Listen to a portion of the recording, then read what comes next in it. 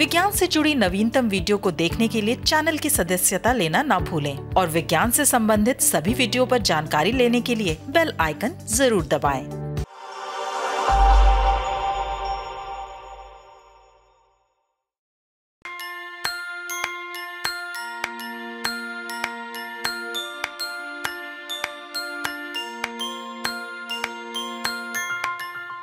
रहीमन पानी राखिए, बिन पानी सब सून। रहीम के दोहे की इस पंक्ति में पानी की पूरी महत्ता सिमटी है।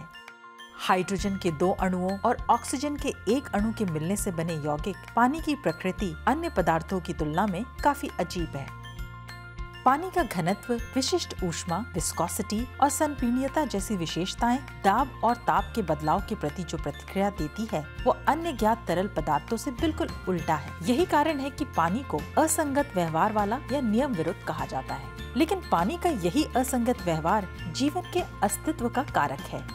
पानी यदि सामान्य द्रव्य की तरह व्यवहार करता तो हमारा अस्तित्व नहीं होता, क्योंकि तब समुद्री जीवन नहीं पनप पाते। वुल्फगैंग रॉटजन के आरंभिक काम के बाद लगभग 1 शतक से पानी के अजीब गुणों की उत्पत्ति पर काफी तेज बहस रही है। इसके लिए कई व्याख्याएं दी गई हैं और उनमें से एक है अलग अलग दबाव और कम तापमान पर पानी के 2 अलग तरल स्वरूपों में रहने की योग्यता। यानी अगर इन दोनों तरल अवस्थाओं को एक ग्लास में रख सकें तो वे वैसे ही रहेंगे जैसे तेल और पानी के साथ रखने पर होता है।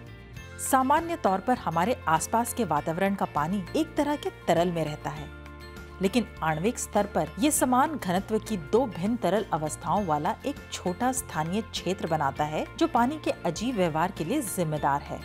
पानी के इस व्यवहार को वैज्ञानिक सैद्धांतिक तौर पर अरसे से समझ रहे थे, लेकिन चुनौती थी इसे स्थापित करने की। पानी की 2 तरल अवस्थाएं सुपरकूल होने पर ही संभव है, लेकिन ऐसे तापमान पर तुरंत बर्फ जमने से प्रयोग कर देख पाना मुश्किल था। अभी तक केवल अलग अलग प्रकार के कंप्यूटर सिमुलेशन के जरिए ही पानी के इस गुण को परखा जा सका था। स्टॉकहोम विश्वविद्यालय और कुछ अन्य संस्थानों के शोधकर्ता एक्सरे लेजर का प्रयोग कर पानी की 2 अलग तरल अवस्थाओं के बीच के रूपांतर को देखने में सफल रहे हैं। दोनों तरल अवस्थाएं H2O से बनी थीं। लगभग -63 सेंटीग्रेड के पास दोनों तरल अवस्थाएं अलग अलग दाब पर पाई गयीं। दोनों के घनत्व में 20% का अंतर था। ये सफलता मिली पानी के नमूने के जमने के पहले दबाव में तेजी से बदलाव कर। स्टॉकहोम विश्वविद्यालय में रसायन भौतिकी के वरिष्ठ शोधकर्ता कैथरीन अमान विंकेल कहते हैं कि उनके प्रयोग में विशेष ये रहा कि वो पानी के बर्फ बनने से पहले ही अकल्पनीय रूप से तेज गति से एक्सरे ले पाए और ये देख पाए कि एक तरल दूसरे तरल में कैसे बदलता है।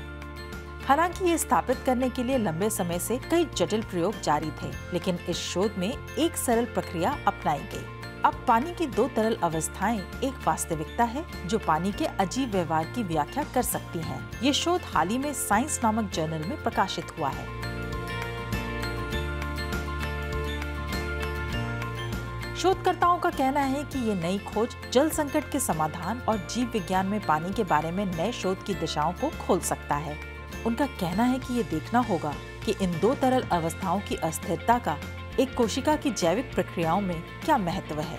शोधकर्ताओं का ये भी मानना है कि पानी के अलवणीकरण के लिए इस्तेमाल मेम्ब्रेन के अंदर छोटे छिद्रों में पानी की एक तरल अवस्था की प्रमुखता दूसरे से ज्यादा होती है। इस खोज में अगला कदम ये होगा कि क्या कोई ऐसा महत्वपूर्ण बिंदु है जब दबाव और तापमान में बदलाव के साथ 2 तरल अवस्थाएं एक तरल में ढल रहे होते हों। अगले कुछ सालों तक इस सवाल का जवाब ढूंढना एक बड़ी चुनौती है।